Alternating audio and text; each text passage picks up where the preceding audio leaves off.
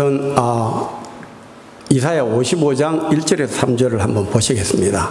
잘 보이십니까? 네. 그러면 다 같이 좀 빨리 읽겠습니다. 시작. 오라 너희 모든 목마른 자들아 물러 나오라. 돈 없는 자도 오라. 너희는 와서 사 먹되 돈 없이 값 없이 와서 포도주와 젖을 사라. 너희가 어찌하여 양식이 아닌 것을 오늘 달아주며 배부르게 하지 못할 것을 위하여 수고하느냐. 내게 듣고 들을지어다. 그리하면 너희가 좋은 것을 먹을 것이며 너희 자신이 기름진 것으로 즐거움을 얻으리라. 너희는 귀를 기울이고 내게로 나와 들으라. 그리하면 너희의 영혼이 살리라. 내가 너희를 위하여 영원한 언약을 맺으리니 곧 다윗에게 허락한 확실한 은혜이니라. 이 말씀을 딱 보고 여러분 생각나는 어떤 영상이나 생각나는 그림이 없어요? 저는 이 말씀을 읽을 때 하나님의 초대장 같다, 인비테이션 카드 같다라는 그런 느낌을 받습니다. 초대하는 분은 하나님이십니다. 그 초청하는 대상이 누굽니까? 목마른 자들이죠. 그런데 하나님이 여기서 모든이라는 단어를 붙였습니다. 하나님 눈에 보시기는 목마르지 않는 인간은 없다는 그런 의미에서 모든 목마른 자들을 하나님은 초청하십니다. 어디래요? 물가로. 물은 생명이기 때문입니다. 목마른 자들에게 물은 생명이기 때문에 하나님께서 물가로 초청하십니다. 그리고 무엇을 사라고 그럽니다. 무엇을 구매하라고 그럽니다. 그것이 포도주와 젖이죠. 젖과 포도주죠. 그런데 앞에 보면 대가를 지불을 해야 되잖아요. 우리가 뭘 사려면 돈을 내야 되잖아요. 그런데 값 없이 그냥 돈 없이 for free 그 공짜로 사라는 거예요. 그리고 이제 포도주와 젖을 사라는데 이 포도주와 젖을 우리 16세기 우리 개신교의 문을 연 마르틴 루터 신부님이나 혹은 요한 칼빈 그 두 분 16대 거의 동시에 살았던 그 두 분의 영적 지도자들은 그냥 하나님께서 값없이 주신 은혜, 말씀, 복음의 은혜 이렇게만 해석을 합니다. 그러나 그보다 훨씬 전에 살았던 5세기에 우리가 잘 아는 성 어거스틴 그리고 8세기를 뛰어넘어 아시는 분은 계실지 모르지만 신학대전이라는 위대한 책을 저술한 토마스 아퀴나스 8세기 차이가 있지만 그들은 젖과 포도주를 이렇게 구분을 합니다. 젖은 뭐예요? 아기들에게 젖은 생명이죠. 베드로전서 2장 2절에 보게 되면은 갓난 아이들같이 순전하고 신령한 젖을 사모하라라고 말씀하십니다. 젖은 생명입니다.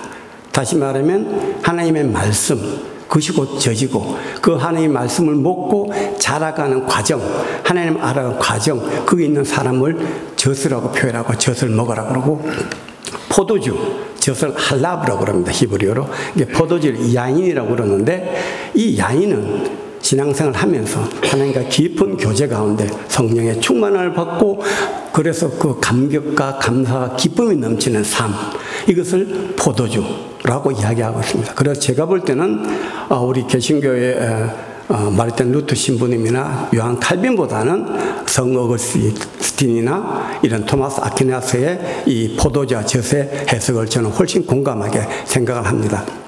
아무튼 그리고 포도주와 젖을 공짜로 사는데 하나의 조건이 있습니다. 이 조건이 굉장히 중요합니다. 조건 가면 딱 우리가 뭔가 걸림이 있는 그런 것 같잖아요. 뭔가 여기에 뭔가 캥기는 부분이 있는가 있죠. 그것이 2절에 나와 있는 것처럼 내게 듣고 들으라는 겁니다. 와서 그냥 갖고 가는 거 아니고 내게 듣고 들으라. 그 3절에 가게 되면 좀 더 하나님 액센트를 넣어서 너희는 귀를 기울이고 내게로 나와 들으라. 한마디로 말하면 들으라는 겁니다. 하나님의 말씀을 들으라는 겁니다. 우리는 성경을 보는 것도 하나님의 말씀을 듣는 것이죠. 목사님의 설교를 듣는 것도 하나님의 말씀을 듣는 것이지만 여기서 들으라는 개념은 이런 개념의 차원을 훨씬 넘어가는 겁니다. 들으라는 것은 귀로 듣고 우리가 귀가 막혀서 귀를 청소하고 듣는 그런 차원이 아니라 귀로 듣되 이쪽 귀를 흘리지 말고 귀를 듣되 밑으로 떨고 오라. 가슴으로 떨고 오라는 겁니다. 가슴에 담으라는 것이죠.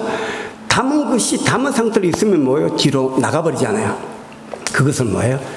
두 팔과 두 다리로 삶에서 들은 말씀대로 살아내라라고 하는 그 말씀의 의미를 가진 너희는 귀를 기울이고 내게로 와서 들으라는 그런 말씀을 이렇게 지금 이사야 55장에서 2절 3절에서 말씀을 하고 있는 것입니다. 우리가 잘 아는 신명기 6장을 한번 보겠습니다. 신명기 6장 여러분 잘 아시지만 신명기 6장에 보게 되면 여러분 잘 아시는 쉐마 본문이 나옵니다.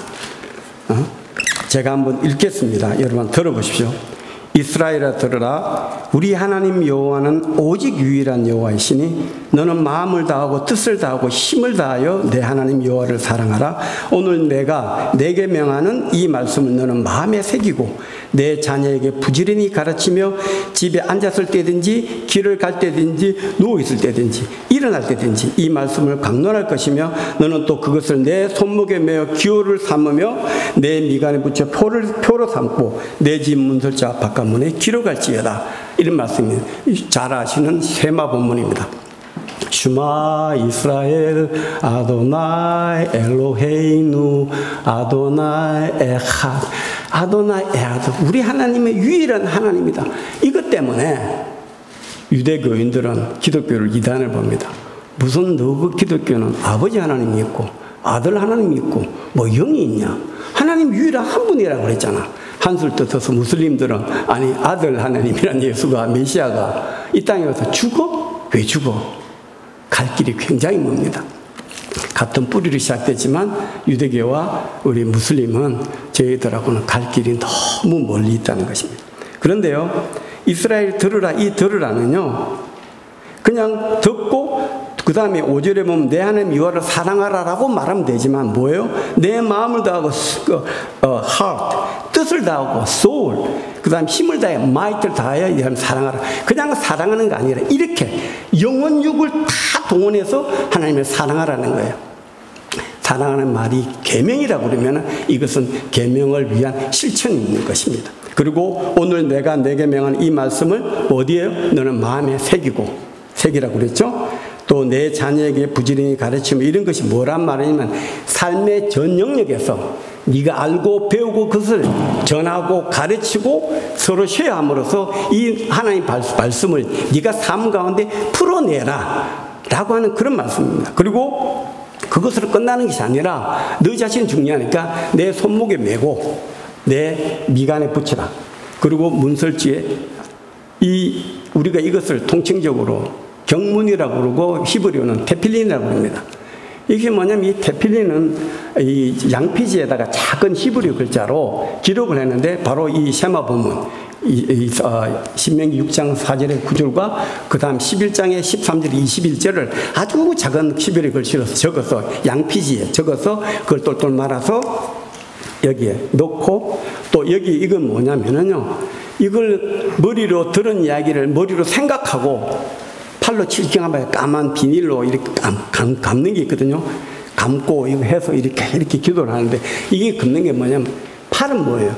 행동을 나타나는 행동을 표현하는 도구가 되거든요. 들었냐? 생각하라. 그리고 가슴에 생겨서 이걸 항상 팔로 삶에서 실천하라는 거예요. 그래서 그리고 그것 만족하지 않고 또 우리 유대인들 가게나 집 보면 옆에 보면 메주자라고 하는 게 있죠. 거기도 똑같은 게 들어있습니다. 그래서 들어올 때 또 나갈 때마다 이렇게 손을 대고 퀴스를 하면서 들어가고 나가죠. 항상 하나님의 말씀을 네 삶의 전 영역에서 생각하고 기억하고 손으로 행하라는 거예요. 우리는 유대인들 쉽게 아주 율법주의자들, 형식주의자들하고 가끔 비난도 하고 합니다. 물론 그럴 가능성도 있고 그럴 만한 개연성이 있다고 생각해요. 그러나 실제로 알게 되면요, 우리 크리스천들은 흉내도 못 내는 하나님 말씀을 지키는 데는 목숨을 거는 그런 모습들을 저같이 살아본 사람은 분명히 알게 됩니다. 그래서 우리가 흔히 이제 이 구원을 이야기하잖아요. 구원받은 사람들은 뭐 다르다 하지만요, 구원은 따지고 보면요, 우리 옛날에 고등학교 때 뭐 한참 오래전이죠. 대학교 수능고사 치거든요. 카트라인만 통과하게 되면은 자기가 다 대학교를 들어갈 수 있는 자격고사예요. 그렇다고 다 서울대학교 서울법대 가는 거 아니죠. 구원은요, 그냥 수능고사예요. 천국 들어갈 때는 천국 입선 자격시험 같은 거예요. 구원이 가치가 없다는 게 아니에요.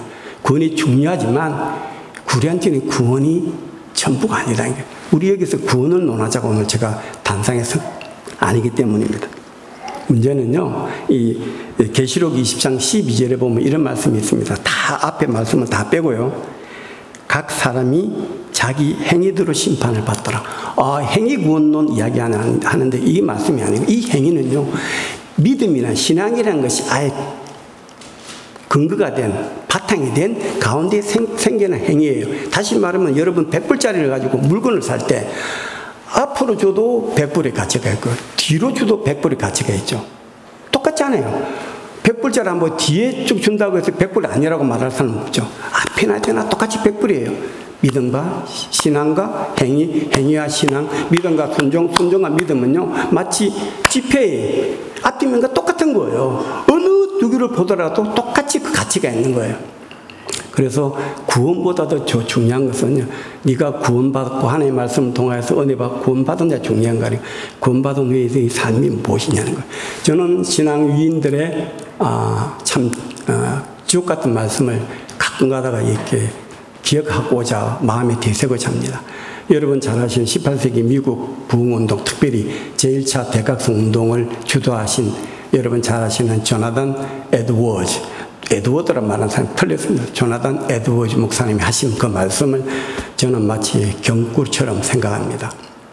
이렇습니다. 구원받은 자가 그 구원에 합당한 삶을 살지 못하면 그 구원은 위선이다. 히포크라시. 그러니까 우리에게 구원이 중요하지만, 구원도 중요하지만 우리가 다 구원을 받았지 않습니까? 그렇지 않습니까? 여기서 구원 때문에 고민한 분 계세요? 구원 받았죠? 그 다음부터 구원받은 후에 삶에 대한 간절함과 기대가 없으면요, 우리는 이 상태에서 항상 신앙에 머물고 있어요. 구원받아서 예배는 하지만 거기서 머문다는 거죠. 더 이상 발전이 없어요.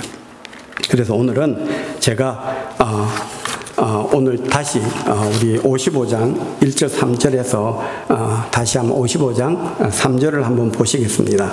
3절에 뭐라고 표시했냐면요, 너희는 귀를 기울고 내게로 나와 들으라. 그리하면은 조건이죠. 조건부죠. 너희의 영혼이 살리라. 사는 것뿐 아니라 내가 너희를 위하여 영원한 언약을 맺으리니. 사람들이 여기서 이것을 거의 지나가 버려요. 당연히 언약을 맺겠지. 곧 다윗에게 허락한 확실한 은혜, 다윗에게 주신 은혜는요, 하나님의 영원한 은혜입니다. 변함이 없습니다. 다윗이란 말 나올 때 인간왕 다윗도 말하지만 하나님이 다윗을 보실 때는요, 다윗의 나라, 다윗 왕, 예수님도 다윗 왕이라고 그러잖아요. 다윗이라는 것은 하나님이 영원히 약속하신 그런 사람을 명칭을 통칭하기 때문에 여기서 제가 여러분들하고 주목하고자 하는 것은 바로 오늘의 본론에 들어갈 때 주목하지 않아도 영원한 언약, 브릿 올람이라는 히브리어로 영원한 언약에 초점을 맞춰서 이야기를 할까 합니다. 이 영원한 언약이라는 것은 곧 영원한 생명, 영생, 이터널 라이프를 말하는 겁니다. 우리는 구원하게 되면 이터널 라이프 끝난 거라 생각하지만요, 우리가 항상 구원 신앙에 딱 멈춰 있기 때문에 그 다음에 우리에게 펼쳐질 하나님의 영원한 언약에 대해서는 관심 자체가 없어요. 이것이 오늘 신앙인들이 맥없이 그야말로 비리비리 사는 것처럼 사는 근본적인 이유일 것이에요. 교회가 그렇지 가르치지도 않고 구원받으면 끝. 우리가 할 수 있는, 우리가 하는 제일 무서운 말이 뭔지예요? 믿기만 하면.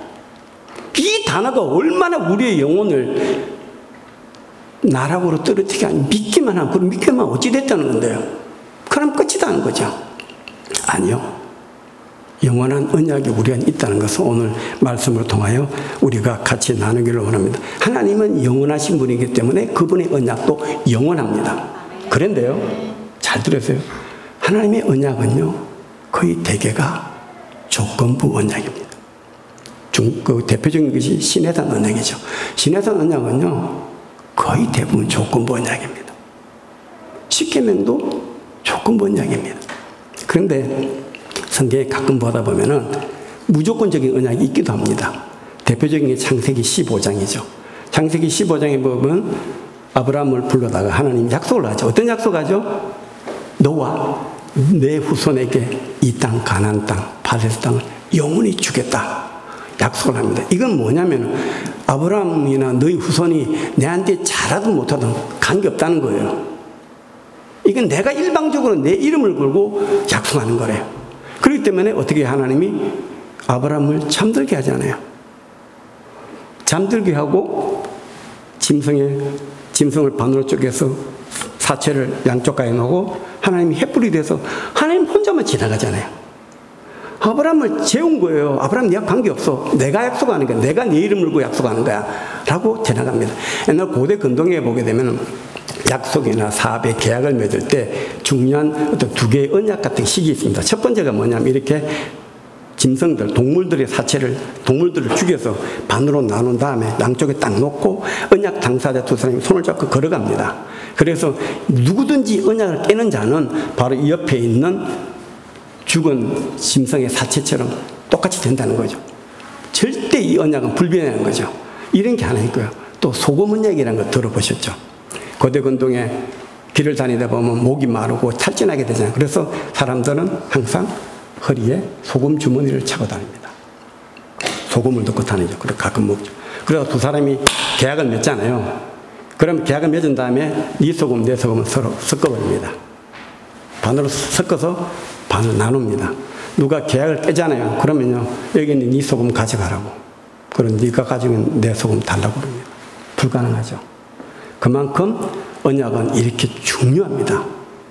그래서 이 하나님은 당신께서 아브라함이 지키지 못하든지 지키든지 관계없이 내 이 땅 팔레스타인 땅, 이 가나안 땅을 너와 너 후손에게 주겠다라고 하나님이 일방적으로 무조건적 언약을 맺습니다. 그래서 오늘날 이 유대인들이 세계 모든 나라에 질시와 비난을 받으면서 그 땅을 지키려고 발버둥치는 이유가 바로 여기 있는 겁니다.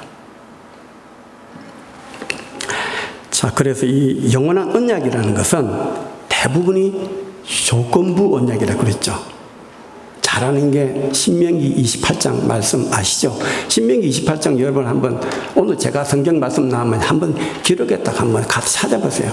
제가 다 읽지 못하기 때문에 신명기 28장 보게 되면요, 하나님이 조건부 언약을 말씀하세요. 1절부터 14절까지는 네가 내 말을 듣고 청종하고 순종하면 나가도 복을 받고 너가 동물도 광주리도 복을 받고 짐승도 복을 받고 한다는 복의 근원이 쭉 나오고, 15절부터 장장 68절 되는 50절 넘는 것을 불순종하게 되면 받는 저주와 형벌을 이야기합니다. 뭘 말하느냐? 하나님의 이스라엘 백성에게 오늘날 우리에게 주신 약속은요, 그게 다 조건부 언약이라는 겁니다. 물론 예수님께서 피 흘려서 스스로 십자가에 달리셔서 구원을 우리에게 주신 것은요, 우리 인간이 할 수가 없잖아요. 그렇기 때문에 예수님께서 스스로 달려서 피를 흘리심으로써 그 피를 믿는 우리에게 마치 유월절 어린 양의 피처럼 그 피를 보고 패스 오버 넘어가는 것처럼 하나님께서 그 우리 아들 예수의 피가 있는 자는 하나님께서 그 죄를 감과한다는 거예요. 없다는 게 아니에요. 죄 없다고 인정을 해주는 거예요. 죄가 없어지는 게 아닙니다.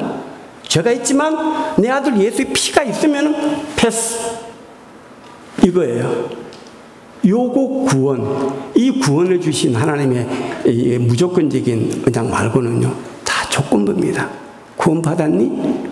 어떻게 사니? 그에 따라 우리의 영원한 언약에 동참하느냐, 아니면 그냥 지지부진하게 찌질해도 그래서 살다가 간신하게 구원의 턱걸이, 그냥 대학교 들어갈 수 있는 자격시험에 간신하게 턱걸이 하는 그런, 그야말로 표현이 뭐 좀 이상합니다만 비참한 구원으로 잘 나갈 수 있다는 거죠. 그래서 오늘은 이 영원한 언약, 영생이라는 단어에 초점을 맞추고 구약에서 55장 1절 3절 이 말씀을 신약에서 예수님은 어떻게 이것을 접목시키고 어떻게 이것을 강조하셨는지를 오늘 드디어 본문 이제 들어갑니다. 요한복음 7장 37절에서 39절 말씀으로서 여러분과 같이 또 한번 나누어 보겠습니다. 요한복음 7장 37절 39절 우리가 합독하겠습니다. 시작. 명절 끝날 곧 큰 날에 예수께서 서서 외쳐 이르시되 누구든지 목마르거든 내게로 와서 마시라. 나를 믿는 자는 성경의 이름과 같이 그 배에서 생수의 강이 흘러나오리라 하시니 이는 그를 믿는 자들이 받을 성령을 가르쳐 말씀하신 것이라. 여기까지요. 여기까지.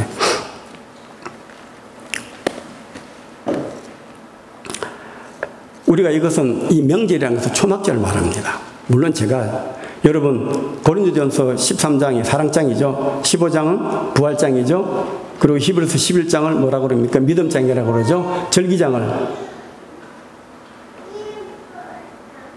아는데 대답 안 한다고 생각했습니다. 레위기 23장은 절기장. 이 정도는 우리가 알고 있어야 됩니다. 레위기 23장 절기에 관해 쭉 설명했다. 그래 절기는 제가 뭐 말씀을 지금 오늘 드릴 시간 자체가 전혀 없습니다. 근데 이 명절은 절기를 말합니다. 초막절을 말합니다. 그리고 명절 끝날 곧 큰 날에 하는 거니까 초막절 끝날이 아니고요. 명절 끝날 곧 큰 날은 초막절이 7일 지키잖아요. 그죠? 7일 마지막이 아니고요. 8일째를 말합니다. 여기서는. 그리고 초막절은 언제 시작했냐면 올해 초막절은 목사님이 금용자매와 같이 멕시코 간 그날 지난 6일날 저녁부터 유대인들은 해지고 그 다음 해질 때까지 하루입니다. 우리는 밤 12시 그 다음 밤 12시가 아닙니다. 지난 월요일 해가 질 때부터 그 다음 날 해가 질 때까지가 하루, 첫째 날 하루 이렇게 하는 거예요. 첫째 날 합니다. 그래도 7일을 지나니까 사실은 내일 저녁, 오늘 저녁부터 내일 저녁까지가 초막절 마지막 7일째입니다. 그리고 내일 월요일 저녁부터 화요일 날 저녁 끝날 때까지가 바로 8일째를 말합니다. 유교절, 무교절은 7일 지키죠. 그죠? 하지만 초막절은 7일 플러스 1, 8일째를 특별하게 거룩한 날, 거룩한 모임. 히브리어로 쉐미니 아체레트라 해서 쉐미니는 시모나 8이란 숫자의 8번째 날, 그리고 아체레트 모임이라고 그러고 이것을 아주 거룩한 모임이라고 지칭을 합니다. 그런데 대부분 사람은 이 8일이라는 개념 자체를 거의 99%는 모릅니다. 그것을 오늘 저는 이 본문을 시작하면서 여러분들에게 드리고 싶은 말씀은 여기는 지극히 개인적인 일도 있고요. 그리고 신학자들, 특히 성경신학자들 그리고 유대교 신학자들이 하시는 말씀, 주장 가운데 제가 100% 공감하고 제가 이것이 옳다고 생각하기 때문에 여러분들에게 오늘 말씀을 드리는 거니까 지금부터는 본론을 여러분들이 최대한 귀 기울여 들으시고 잘 명심하시기 바랍니다. 이 초막절은 7일을 지키는데 실제는 내일까지 끝나입니다. 내일 저녁에 해지면은 끝이 납니다. 끝이 나는데 8일째를 지킨다고 그랬죠. 이 쉐미니 아체렛 8일째 모임, 거룩한 모임이라고 하는 이 8일이 얼마나 중요한지 또 제 삶 가운데 일어났던 일과 또 신학자를 한 이야기를 같이 섞어서 이것이 도대체 무엇을 의미한지 우리가 단지 구원받는 것을 만족에 머물 수 있는 그런 나약하고 그런 존재가 아니라는 것을 여러분 같이 오늘 각성하는 차원에서 말씀을 제가 풀어나가자고 합니다. 초막절 제 7일이 끝나고 8일째 중요한 예식이 있습니다. 그게 물의 예식입니다. 물의 제전이라고 하는 물의 예식입니다. 그것은 뭐냐면은 성전이 있잖아요. 이 성전이 이제 이게 동쪽이거든요. 감람산이 보이고 동쪽이고 남쪽에 보면 수문을 통하여 쭉 밑으로 내려가는데 옛날에 다윗성이 있고 그 밑에 실로암이 있습니다. 그래서 이 8일째 되는 날 레위인 제사장들이 쭉 밑으로 실로암까지 줄을 서서 딱 이렇게 줄을 서가지고 실로암 물을 받아서 토스합니다. 이 사람 앞으로 토스해서 마지막 성전에서 장소에다가 금 항아리에다가 신랑이 떠온 물을 부어서 제단에 붓습니다. 그러면서 기뻐하는데 그때 예를 들어서 이사야 12장 3절에 보게 되면 그러므로 너희가 기쁨으로 구원의 우물들에서 물을 기르리도다 하면서 초막절 10일 끝나고 8일째 되는 날 쉐미니 아제레트란 이 거룩한 날에 하는 행식이 제식이 불의 제전입니다. 그런데 여러분 제가 가끔 말씀드리죠. 우리가 성경을 읽다가 그냥 덮어놓고 성경을 절대 덮어놓고 읽으면 안 됩니다. 바로 펴놓고 읽어야 됩니다. 성경을 볼 때 이 동시성 효과라는 게 있습니다. 그게 뭐냐면 성경 속에 예를 요한복음 8장에 뭐 가늠하다가 잡힌 여인이 뭐 누가 돌로 치지 않는데 예수님이 땅에 글을 쓰면서 막 쳐다본다 이런 걸 한번 상상을 해보는 거예요. 내가 돌을 들고 있으면은요 성경 속에 우리가 빠져들어가요. 그러면서 우리가 느끼는 느낌은요 그냥 성경을 읽는 거가 너무너무 달라요. 이걸 동시성 효과라고 하는데 이때 한번 생각해 보세요. 여러분 예루살렘 성전을 모르고 뭐 신라함이 어디 있는지 다윗성이 어디 있는지 저는 모르기 때문에 저는 아죠. 제사장 레인들이 많은 사람들이 수양받을 흔들면서 호산나 호산나 하면서 할 때 제사장 레인들이 그 실로하면서 물을 뜨고 쫙 올라가면서 기쁨으로 찬양하고 있을 때 막 그걸 좋아서 사람들이 박수를 치고 환호하고 있을 때 멀리서 예수님이 명절 끝날 곧 큰 날에 바로 8일째 그날에 예수께서 서서 외쳐 이르시다는 겁니다. 그냥 말씀하시는 거 외쳐 이른다는 것은 사람들이 와 많이 모였다는 거예요. 예수님이 외쳐 말씀하지 않으면 그들이 못 듣는다는 거예요. 이르시되 누구든지 목마르면 내게로 와서 마시라. 얘들아 너희들 하는 이 예식은 끝나면 또 끝이잖아. 네 영혼이 목마르잖아. 그렇지 않아. 나한테 오면은 너가 영원히 목마르지 않는 생수를 주는 메시아가 바로 나야. 나한테 오라는 거예요. 예수님이 쉐미니 아제렛 초막절 끝나고 8일째 된 거룩한 모임 물의 제전 때 예루살렘 성에서 실로암까지 물을 떠다 나르면서 그것을 보고 기뻐하고 박수치고 환호시키는 그 많은 사람들 보고 너희들이 영원히 목마를 거야. 나한테 와 하면서 외쳐 이르시는 예수님 모습을 한번 상상을 해보시라 이거죠. 이것이 이 본문 말씀의 핵심입니다.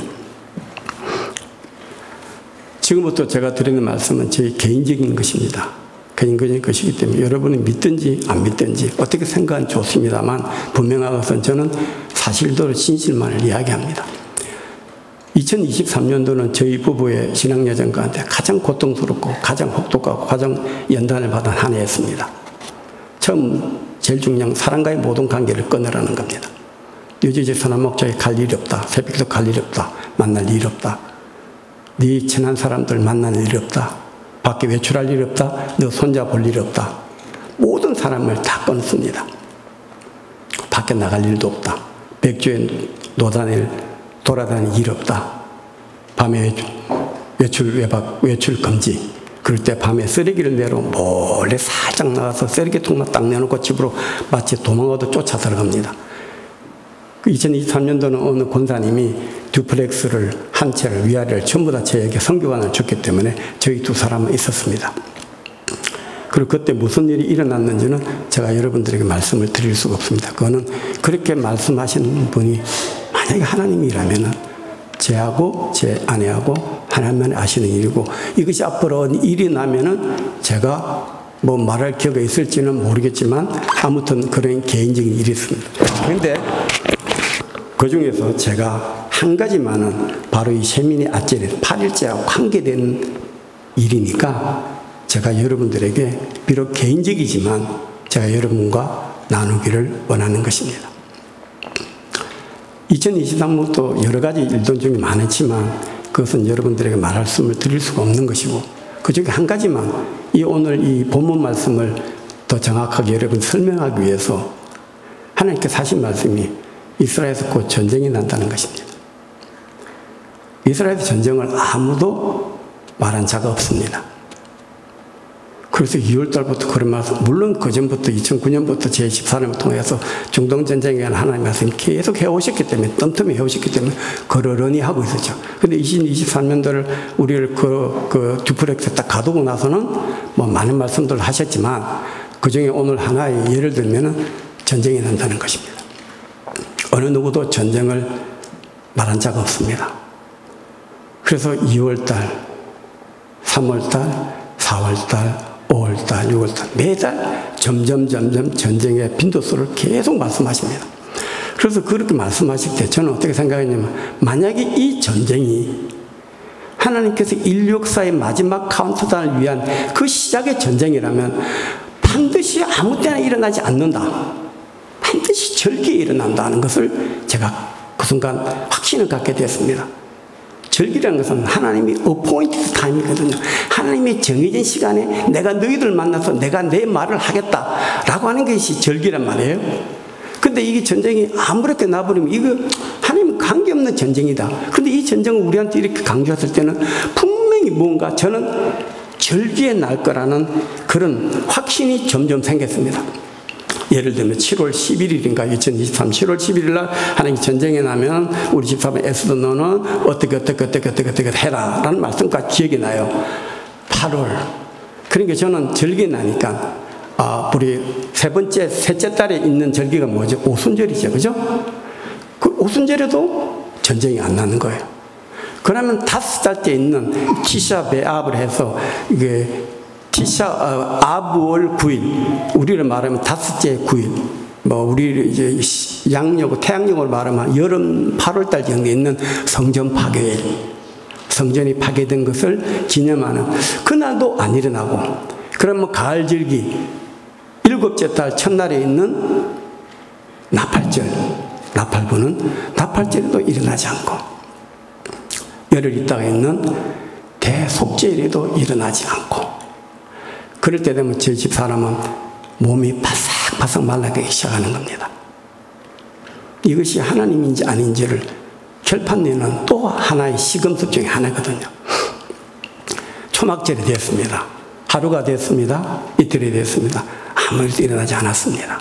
그래서 초막절 7일째 아니구나. 그럼 이 전쟁이 일어나든 아니든 우리가 관계없어 라고 했는데, 초막절 끝나고 그 다음 8일째 되는 날 새벽에 갑자기 딱 보니까 하마스가 이스라엘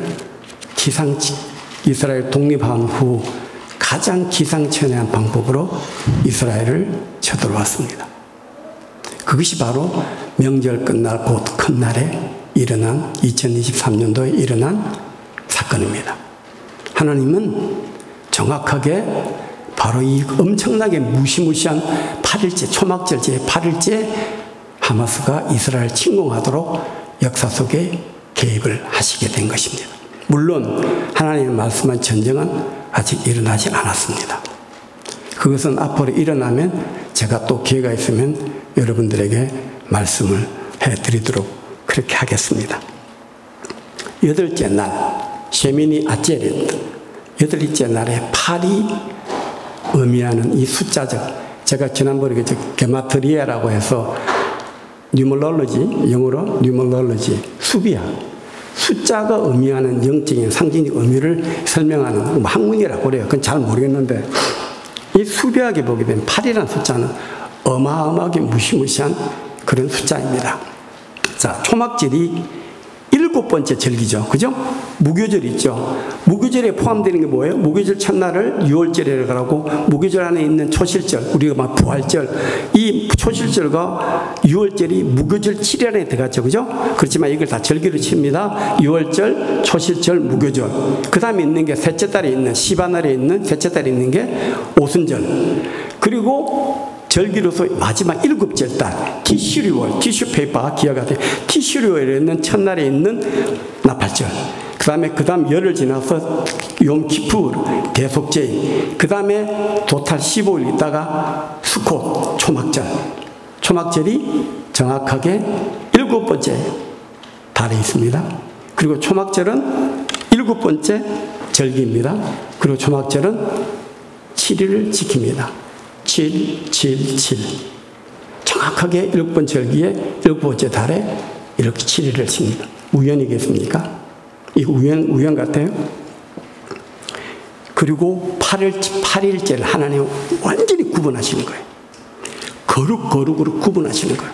이 8이라는 숫자는 결론부터 말씀드리면 완전한 새로운 시작을 말하는 겁니다. 완전한 새로운 시작. 다시 말하면 이 초막절은요, 초막절이 뭐가 있냐면요, 이 하나님의 이 타임라인, 인류 역사를 아담부터 창조하셔서 인류력 6,000년, 그리고 천년왕국 1,000년, 7,000년, 그리고 마지막 8자 숫자는 완전한 새로운 시작, 영원한 세계, 영생의 시작을 의미하는 것이 바로 8입니다. 그래서 초막절을 우리는 보통 우리가 옛날에 출애굽할 때 이스라엘 백성들이 광야에서 지낼 때 하나님이 도우시고 인도하신 그것을 기념하기 위해서 유대인들은 집에다가 옥상에다가 베란다에다가 초막 같은 걸 짓고 기념하잖아요. 일주일 기념하거든요. 그런데 이 초막절은 아담부터 천년왕국까지, 아담부터 인류 역사 6,000년, 천년왕국 1,000년, 7,000년 역사 플러스 영원한 세계까지 포함하는 8, 다 포함하는 하나님 인류 역사의 모든 것을 다 포함하는 타임라인이다. 그것이 초막절의 7날과 초막절 그 다음날 명절 끝날 곧 큰 날에 의미하는 숫자적인 의미라는 거죠. 그래서 이 8째 큰 날은 뭐 유대 신학자들이든지 일반 신학자들이 8째 큰 날은 새하늘과 새 땅으로 완전히 다시 시작하는 것을 의미한다라고 말씀을 합니다. 8번째 날은 다시 말하면은요, 천년왕국도 아니고요, 천년왕국 지나서 영생의 세계를, 영원한 세계, 영원한 언약의 세계, 영생의 세계를 의미하는 것으로, 예수님은 누구든지 말씀에 목마른 자들은 내게 와서 듣고 내 말씀을 순종함으로써 단순하게 구원받고 끝나는 것이 아니라, 천년왕국에 들어가는 것이 아니라 그걸 지나서 영생으로 이어진 전 과정 가운데 나의 영원한 언약의 상속자가 된다는 것을 의미하는 것입니다. 우리는 이거 지금 말씀드려도 아멘해도 여러분 이게 무슨 말인지 모를 거예요. 당연히 몰라요. 여기에 대해서 생각해 본 적이 없기 때문에 그냥 지식적으로 저기 떠드니까 그런갑다 라고 하지만, 이것이 얼마나 무시무시하고 얼마나 우리를 이렇게 세우는 말씀인지 여러분 아직 잘 모르실 거예요. 단순히 구원받고 천국 가는 그런 역사가 아니라는 거예요. 우리는 영원한 세계를 위한 영원한 언약의 상속자 되고, 그 영원한 길로 가는 과정에 매개차가 되고 인도자가 되시는 분이 바로 우리 성령 하나님이시라는 겁니다. 그래서 오늘 저는 여러분들에게 챌린지합니다. 구원받고 천국 간다. 이제는 우리는 그것으로 우리의 신앙을 가늠하는 이 잣대를 버려야 됩니다. 우리는 영원한 세계가 있다. 영원한 나라가 있다. 이것을 가져야 됩니다. 그래야만 우리 신앙생활이 뭔가 달라지기 시작합니다. 그냥 어떻게 구원받고 천국 가는 끝난다 생각하는 건요, 그것은 우리 영혼을 어떠면, 왜냐하면 앞으로 세월은요, 앞으로 남은 시간은요 절대 녹록지가 않습니다. 앞으로는 어떤 환난 풍파, 어떤 고난이 올지 우리는 가늠할 수가 없습니다. 그러나 분명히 깨어있는 자들은 그날이 올 때 당황하지 않습니다. 그리고 우리가 주님이 이 땅에 재림하시잖아요. 그러면 우리가 사는 이 땅은 천년왕국이 시작이 됩니다. 성경의 말씀이 그렇게 기록되어 있습니다. 자, 여기서 천년왕국을 새하늘과 새 땅인가?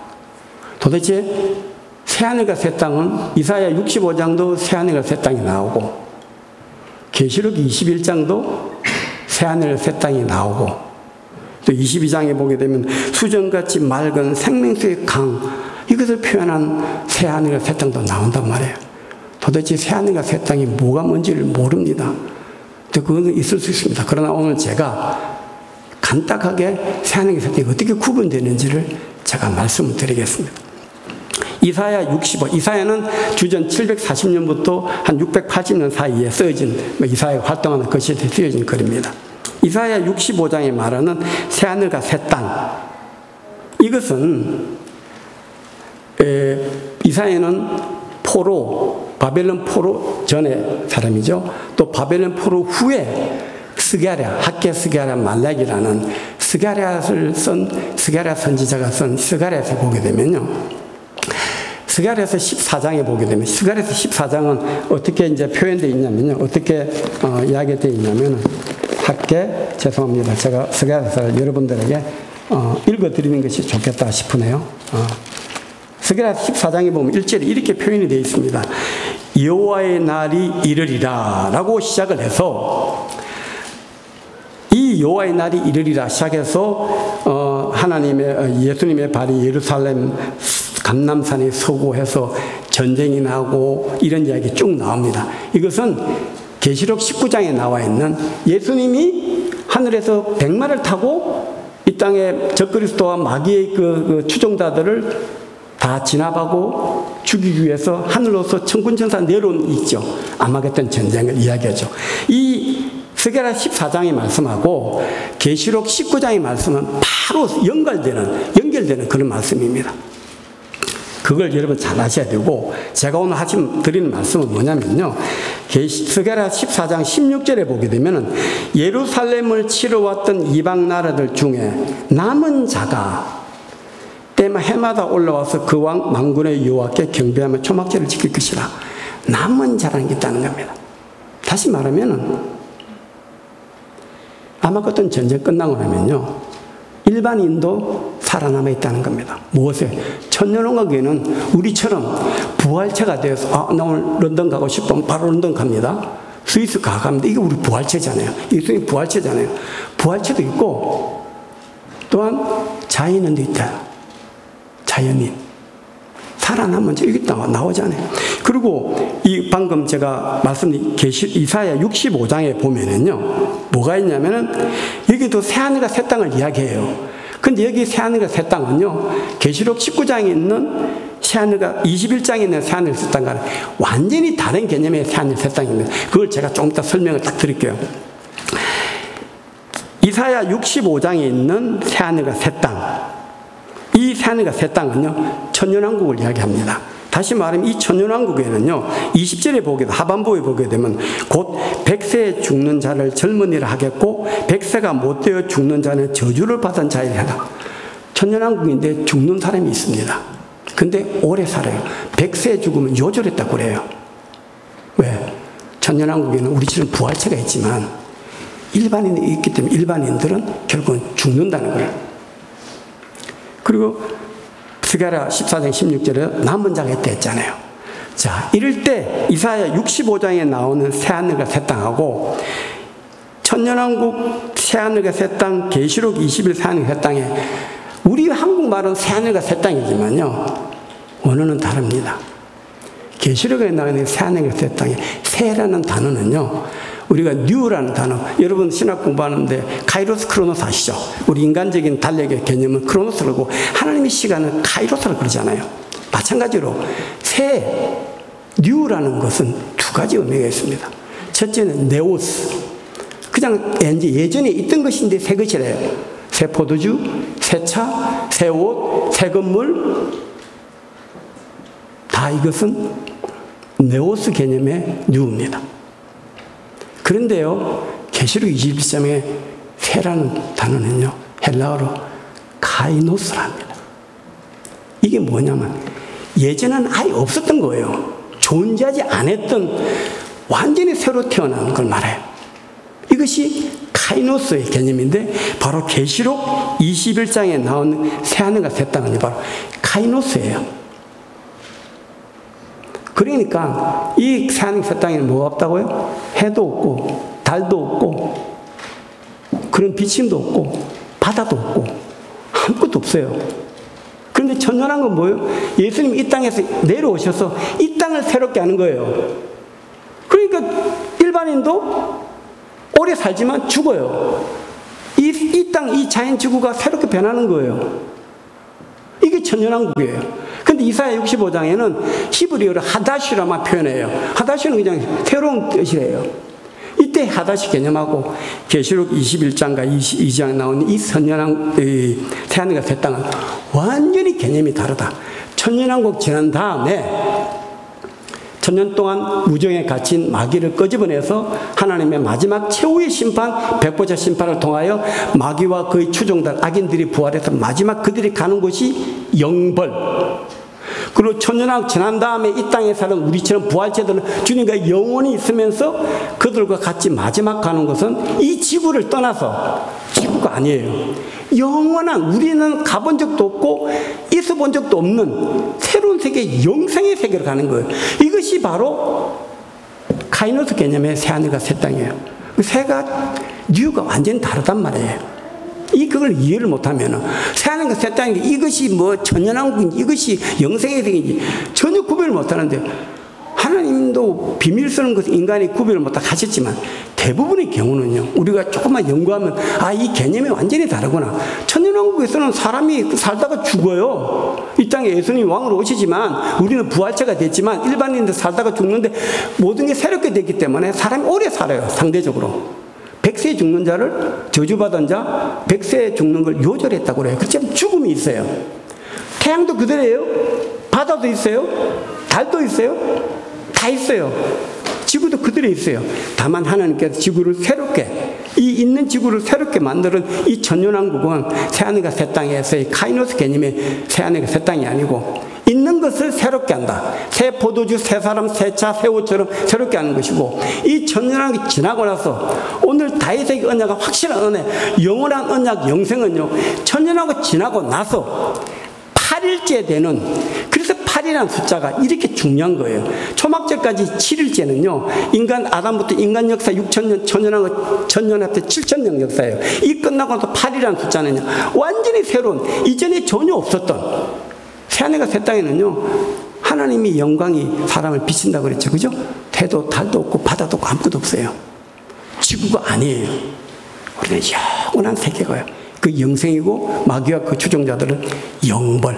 참, 마태복음 25장에 예수님이 영벌, 영생하잖아요. 우리는 영벌, 영생을 막 구원으로만 생각을 해버려요. 아니요.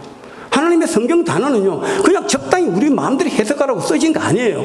단어 하나 굉장히 중요해요. 그래서 요한복음 6장 68절에 예수님을 따르는 제자들이 다 떠나니까 너희들도 떠날래 하니까 베드로가 참 빠르게 영생의 말씀이 주께 있사오니 우리가 누구에게로 가오리까.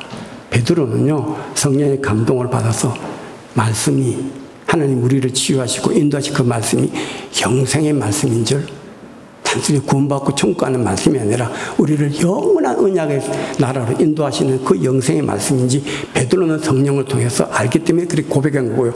같은 요한복음 17장 3절에 보면 영생은 곧 유일하신 참 하나님과 그가 보내신 자 예수 그리스도를 아는 것이니이다.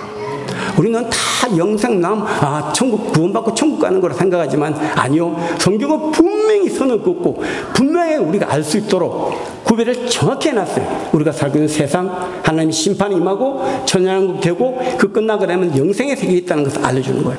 그럼 우리가 어떻게 구원받고 천국 가는 끝이다. 이거는요, 우리의 믿음을 약하게 하기 위한 또 하나의 또 마귀의 계략일 수 있어요. 그래서 결론을 맺습니다. 내 지금 상태가 어떤 상태인지 우리는 구원받았다 확신하지 않습니까? 그죠? 오늘 죽어도 우리는 하나님 가죠. 다만 부끄러울 뿐이야. 하나님과 창피할 뿐이야. 근데 여러분 잘 생각해보세요. 우리 삶의 마지막과 영원한 삶의 시작은 맞닿아 있어요. 괴리가 없어요. 제가 항상 그러잖아요. 천년왕국 들어가서 100년에 한 번씩 시험 쳐서 우리가 점점 나온 대로 가는 거 아닙니다. 우리 삶의 마지막 그 순간이 우리의 영원한 삶이 시작이 된다니까요. 그럼 우리가 어떻게 살아야 될 것인고, 내가 오늘 죽는다면 내가 주님을 섰을 때 어떤 삶이 살고, 그것이 나의 영원한 삶, 영생의 삶을 가늠하는 바로미터가 되어버려요. 시험 없습니다. 제 시험도 없습니다. 우리가 구원받으면 만족해요. 구원만 됐지, 믿기만 하면, 구원만 받으면 천만의 만만의 말씀. 우리에겐 천년왕도 그냥 천년도 하루가 천년이잖아요. 그냥 쓱 지나가요. 근데 영생은 영원한 거예요. 우리는 구원받고 천년왕국 때는 우리에게는 영생이 보장된 것이라니까요. 그러니까 우리 구원받는 것이 얼마나 값을 짓고 귀중한 거냐고요. 우리가 그런 존재, 여러분 좌우에 있는 여러분들 한번 보세요. 그냥 구원받고 우리 천국 봅시다 이런 정도가 아니에요. 여러분 이 모습 그대로 영생에서 빛나는 하나님의 별들 같은 존재라니까요. 그냥 구원받아서 그냥 뭐 찌질이 궁상 떨면서 구원받으면 끝난다, 이런 우리의 인생이 아니라는 거예요. 최소한 오늘 이 뉴저지 선한목회 교회에 나와서 예배드리고 말씀을 듣는 우리들은요, 하나님의 영원한 언약이 있는 자식들이에요. 여러분 부모가 자식을 낳았는데요, 부모가 자식은 이렇게 묻습니다. 야, 너 앞에 꿈이 뭐냐면, 그냥 공부할 만큼 하다가요, 안 되면 치우고요, 그냥 어디 직장이든지 뭐 빵집이라 해가지고 뭐 밥 먹고 살다가 죽을래요 하면은, 오, 겸손한 자여 축복이 있을 거라, 이렇게 말하는 부모 없죠? 왜 없을까요? 아버지 부모의 마음 이게 아니라는 거죠. 하나님은 우리를 보시고 어떻게, 아이고 구원만 받고 그냥 찌질이 궁상되다가 구원받으면 끝입니다 라고 하면, 그 아이가 그렇게 말한 그 아이를 그 말을 듣고 속상한 아버지 마음, 하나님 마음 아니겠어요? 우리가 이렇게 서로를 보세요. 우리가 별볼록 안경도 끼고 얼굴도 잘생긴 못생긴 사람 다 있고 똑똑한 사람 뭐 모자는 다 있지만요, 우리가 구원받으면 부활처럼 영원한 천년왕국 살고, 아니 천년왕국 영원하지 않죠. 그 다음에 영원한 영생에서 이렇게 살아가는, 우리가 하나님이 그런 자녀란 말이에요. 어떻게 이 세상을 이렇게 살 수 있어요?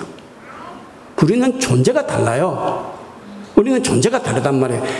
우리가 뭐 비록 가진 것도 없고 배운 것도 없고 뭐 남에게 내서 거 하나도 없지만요, 우리가 하나님의 자녀고 구원받은 자고 천년왕국의 상속자고 영원한 언약이 있는 영생의 세계의 소유란 그런 영원한 언약의 상속자라 한다면, 우리는요 신분이 세상 사람과 다르다는 거예요.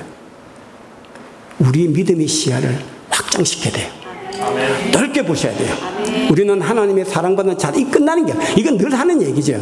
하나님의 영원한 나라, 하나님 우리를 위해 예비하신 그 영원한 나라 영생의 세계 누구를 위해 준비했어요? 우리란 말이에요. 그것을 가야 되는 우리가 상속자구나. 이걸 알면요, 우리 믿음의 지경과 우리 믿음의 배포와 자신이 달라져요. 우리는 이 세상에 왔다가 사라지는 먼지 같은 존재, 그런 그림자 같은 존재가 아닙니다. 그리고 천년왕국의 삶, 영생의 삶도요, 언제부터 시작하느냐? 바로 오늘 이 순간 이 땅 이곳에부터 시작한다는 거죠. 네. 여기도 잘못하게 되면요, 그 다음이 없어요. 주님은 내일이 존재하지 않습니다. 오늘 이 순간 내가 어떤 믿음의 결단을 하는가, 이게 굉장히 중요해요. 그래서 준비되는 일, 준비하는 것 없이 되는 일 없죠. 영원한 언약의 상속자가 되기 위해서는 바로 이 시간, 오늘 이 시간 이 말씀을 듣고 내가 어떤 존재인지 깨닫고, 구원받고 뭐 믿기만 하고 뭐 이런 것이 아니라 내가 하나님 나라를 영원한 언약을 가진, 다윗에게 허락한 확실한 은혜를 가진 영원한 언약의 상속자인 자신을 돌아보고 자신에게 격려해 주세요. 너 참 괜찮은 놈이야. 너 대단한 거야. 괜찮아. 지금 못 산다고 뭐 자식한테 구박받고 자식이 떠나고 자식이 빌빌리고 남편을 구박받고 뭐 경제도 어렵다고, 괜찮아. 넌 하나님의 영원한 언약의 상속자야 라고 자신에게 격려하시는 여러분도 되시기를 주님의 이름으로 축복합니다. 우리